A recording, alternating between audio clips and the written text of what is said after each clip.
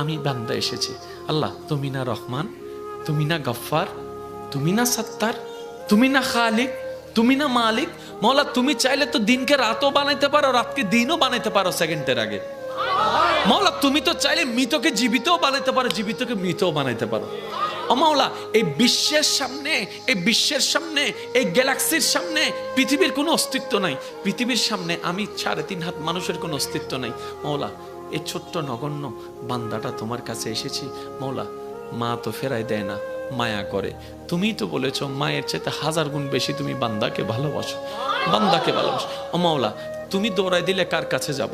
তুমি রহমত না করলে কে রহমত করবে? তুমি ফিরাই দিলে আমি কার কাছে যাব? ও মাওলা তুমি ছাড়া তো আমার কোনো উপায় নেই, তুমি ছাড়া তো আমার কোনো উপায় নেই। ও মাওলা এবার বান্দা চোখের পানি ফেলে ফেলে কান্না করতেই আছে। সেই কান্নার আওয়াজটা দুনিয়ার জমিনে ডানাও যদি 1 হাত না যায় হতে পারে, কিন্তু সেই আওয়াজটা রব পর্যন্ত পৌঁছাই যাচ্ছে, রব পর্যন্ত পৌঁছাই যাচ্ছে। যে চোখের পানিটা চোখ থেকে জোরে জোরে গালের মধ্যে শুকাই যাচ্ছে, যাই নামাজে বিলীন হয়ে যাচ্ছে। না রে ভাই, না, এটা এতটুকু বিলীন হচ্ছে না, এটা রব্বে করিম হাদিসে পাকের ফরমান অনুযায়ী আশিকের সেই চোখের পানিকে ফেরেশতার মাধ্যমে আল্লাহ একটা বাটিতে সংরক্ষিত করে রাখে, যে বাটিটা জান্নাতের মধ্যে থাকবে, জান্নাতের মধ্যে থাকবে। এমন পানি আল্লাহ পাক নষ্ট হতে দেয় না। বান্দা চোখের পানি ফেলতেই আছে, মন থেকে আত্মসমর্পণ করতেই আছে। হঠাৎ রবের রহমত ডাক দিয়ে বলে, লা তাকনাতু মির রাহমাতিল্লাহ। এত টেনশন করস কেন? আমি রব আছি না।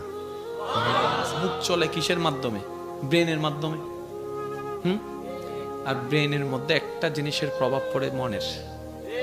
তাহলে আপনার মুখকে যদি আপনি কন্ট্রোল করতে চান, মনকে কন্ট্রোল করতে হবে।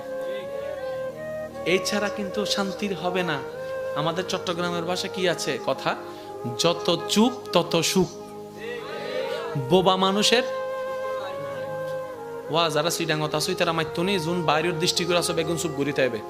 বোবা মানসুর 5 জন সিডেঙ্গে আর বেগুন বাইরের বোবা মানসুর। আল্লাহ ইয়ারারে বুঝিবার তৌফিক দাও। আমিন।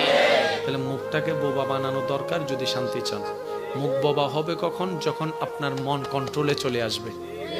এবার এই মন ঘরটা অশান্তি, মানুষ অশান্তি, মানুষ অশান্তি, পৃথিবী অশান্তি, মনগড় অশান্তি, মানুষ অশান্তি, মানুষ অশান্তি, পরিবার অশান্তি, মানুষ অশান্তি, সমাজ অশান্তি, মানুষ অশান্তি, রাষ্ট্র অশান্তি, মানুষ অশান্তি, দুনিয়া অশান্তি, মানুষ অশান্তি, সম্পর্ক অশান্তি, মানুষ অশান্তি, প্রিয় মানুষ অশান্তি। সব কিছুর অশান্তির মূল মানুষ, মানুষের অশান্তির মূল অন্তর। এবার সেই মানুষটা তো হাত ঢুকাই অন্তরকে কন্ট্রোল করতে পারে না। এমন কোন ল্যাপটপ সফটওয়্যার নাই যে কন্ট্রোল করতে পারবে অন্তরকে। এবার মানুষ, তোমার অন্তর কন্ট্রোল হলো, তোমার অন্তর এরকম আনকন্ট্রোল হলো কিভাবে? তোমার অন্তর এত নোংরা হলো কিভাবে? এই অন্তরে হিংসা আসলো কিভাবে? অহংকার আসলো কিভাবে? লোভ আসলো কিভাবে? অহংকার তো রবের জিনিস নয়, লোভ তো রবের জিনিস নয়, হিংসা তো রবের জিনিস নয়, এগুলো তো শয়তানের জিনিস। তোমার অন্তরে ঢুকলো কিভাবে? এবার বান্দার ব্রেন খুলে যায়, হায় হায়, শয়তান তো আমাকে জাহান্নামে নেওয়ার জন্য, রবের অপ্রিয় বানানোর জন্য চালাকিয়ানা করছে, আমার মনকে নোংরা করে দিচ্ছে। এখন রবের কাছে বান্দা স্যালেন্ডার করে, মাওলা আমি তো পারছি না, শয়তানকে তো দেখি না, যুদ্ধ করব তো করব কিভাবে, লড়বো তো লড়বো কিভাবে? রব বলে, তোর মনে তুই হাত ঢুকাতে পারবি না, একটা কাজ কর, তুই তাকওয়াকে অর্জন করে আমি রব এবং আমার রাসূলের মহব্বত অন্তরে ঢুকাই ফেল। ওই মহব্বত ঢুকলে শয়তান এমনিতেই বের হয়ে যায়। এবার বলেন নামাজে কেন মজা পাচ্ছি না? বুঝতে পারছেন? কারণ এই জায়গাটা শয়তানে দখল করে আছে। ঝগড়ার কিছু নাই, নিজেরটা নিজে মিলান, আমারটা আমি মিলাই, আপনারটা আপনি মিলান। কারণ নিজে বাঁচলে বাপের নাম। আমার কবর আমাকে আলোকিত করতে হবে, আপনার কবর আপনাকে আলোকিত করতে হবে। ওইখানে কিন্তু ঝগড়া চলবে না। একটু আসেন না, এই নামাজটা দিচ্ছি, সিজদাটা দিচ্ছি, রোজাটা রাখছি, কিন্তু বেনিফিট কোনো কিছু হচ্ছে না। সেজন্য তো আপনারা বলেন হাজি মানুষ কেমনে এমনে করে, রোজাদার কেমনে এমনে করে। আসলে রোজাদার হলে সে এরকম করতো না, সে রোজাটা এখানে নিয়েছে, এখানে নিতে পারে না। আমি কি বুঝাতে পারছি কথা?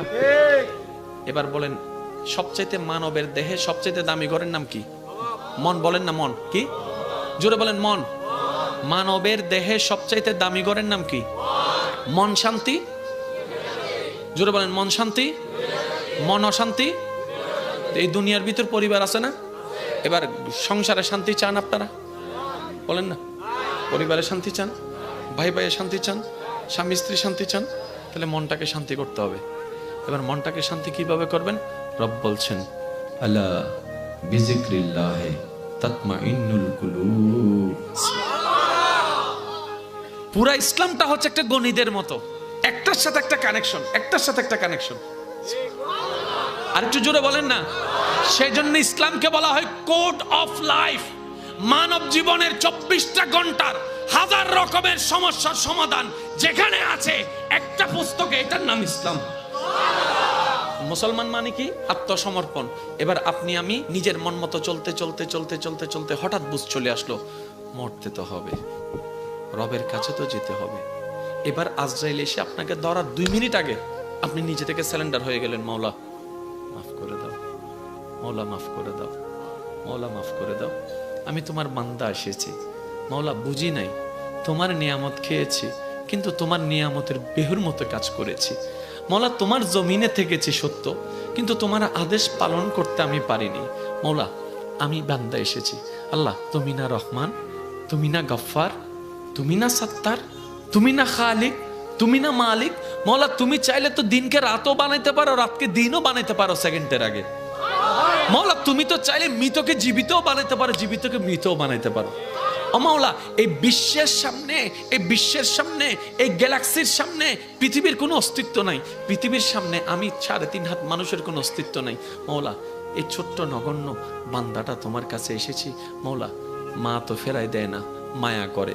তুমিই তো বলেছো মায়ের চাইতে 1000 গুণ বেশি তুমি বান্দাকে ভালোবাসো, বান্দাকে ভালোবাসো। ও মাওলা তুমি দৌড়াই দিলে কার কাছে যাব? তুমি রহমত না করলে কে রহমত করবে? তুমি ফিরাই দিলে আমি কার কাছে যাব? ও মাওলা তুমি ছাড়া তো আমার কোনো উপায় নেই, তুমি ছাড়া তো আমার কোনো উপায় নেই। ও মাওলা এবার বান্দা চোখের পানি ফেলে ফেলে কান্না করতেই আছে। সেই কান্নার আওয়াজটা দুনিয়ার জমিনে ডানাও যদি 1 হাত না যায় হতে পারে, কিন্তু সেই আওয়াজটা রব পর্যন্ত পৌঁছাই যাচ্ছে, রব পর্যন্ত পৌঁছাই যাচ্ছে। যে চোখের পানিটা চোখ থেকে জোরে জোরে গালের মধ্যে শুকাই যাচ্ছে, যাই নামাজে বিলীন হয়ে যাচ্ছে, না রে ভাই না, এটা এতটুকু বিলীন হচ্ছে না, এটা রব্বে করিম হাদিসে পাকের ফরমান অনুযায়ী আশিকের সেই চোখের পানিকে ফেরেশতার মাধ্যমে আল্লাহ একটা বাটিতে সংরক্ষিত করে রাখে, যে বাটিটা জান্নাতের মধ্যে থাকবে, জান্নাতের মধ্যে থাকবে। এমন পানি আল্লাহ পাক নষ্ট হতে দেয় না। বান্দা চোখের পানি ফেলতেই আছে, মন থেকে আত্মসমর্পণ করতেই আছে। হঠাৎ রবের রহমত ডাক দিয়ে বলে, লা তাকনাতু মির রাহমাতিল্লাহ। এত টেনশন করছ কেন? আমি রব আছি না, আমি রব আছি। আশ্বস্ত। এবার জিব্রাইল ফেরেশতা বলে, মওলা বুঝার জন্য বলছি, এবার ফেরেশতা বলে, মওলা সে 80 বছরে তোমার কাছে আসে নাই, ঠেকাই পড়ে এসেছে। রব বলে যেমনে হোক আমার কাছেই তো এসেছে। ফেরেশতা বলে, মওলা সে অন্যায়ের উপর অন্যায় করেছে। রব বলে আমার কাছেই তো মাপ চাচ্ছে। ফেরেশতা বলে, মওলা এত অন্যায় করার পরও সাজা দিবা না? রব বলে, মা যদি 9-10 মাস পেটে রাখার কারণে এত মায়া করে, এত ভালোবাসে, আমি রব তো আমার বান্দাকে নিজের মায়া দিয়ে তৈরি করেছি। আমি চাই না আমার বান্দা জাহান্নামে যাক, তাই তো আমার বান্দা যদি মরণের আগেও ভুল বুঝে, আমি রব রহমতের দরজা খুলে দিলাম, ক্ষমা করতে আমি সর্বদা প্রস্তুত আছি। সুবহানাল্লাহ। মনে রাখবেন আমাদের রিজিক কমে যাচ্ছে কেন জানেন? আমরা তওবা করি না, আমরা দরুদ পড়ি না। সেজন্য এক কথায় বলি, নিজের পায়ে আমরা নিজেরাই। আমি কেন বলবো, আপনারা একটু বলেন, আমরা সবাই নিজের পায়ে নিজেই। দেখেন সবকিছু দেনেওয়ালাকে, শেষ ভালো যার সব ভালো তার, আর মাত্র 5 মিনিট। একটু আওয়াজ দিয়ে বলেন, সবকিছু দেনেওয়ালাকে। আমাদের যা চাওয়া দিতে পারবেন কে? তো আল্লাহ দিতে পারলো, আমাদেরকে দিচ্ছেন না কেন? তার মানে আমরা চাওয়ার মতো চাইতেও জানি না, নেওয়ার মতো। কিছু কথা বলবো, আপনারা শুনবেন। আজকে থেকে আমরা কি খুঁজবো? বলেন না, আরো জোরে। আচ্ছা এখানে যদি আল্লাহ যদি কাউকে বলে, এই যাই তোরে খুশি হইরে জাহান্নাম দি, লইতে হন হন রাজি আছো?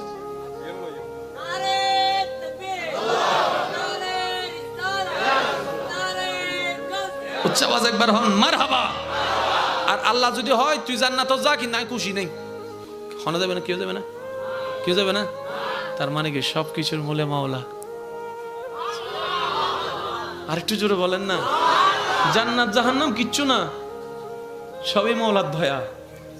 আপনার রব যদি চায়, আপনি যে ভাঙ্গা করে আছেন সেখানেও শান্তির বন্যা বয়ে দিতে পারে। রব যদি না চায়, আপনি 10 তলার কোটি টাকার বিল্ডিং ও সেই শান্তি পাবেন না। হুয়াল্লাযী আনজালাস সাকিনাতা ফি কুলুবিল মুমিনিন। সবকিছুর মূলে কে? এই কানেকশনটা আমাদের ওদিকে লাগাইতে হবে। জান্নাত আমাদের গিফট, মনে রাখবেন, জান্নাত আমাদের গিফট। দেনেওয়ালা কে?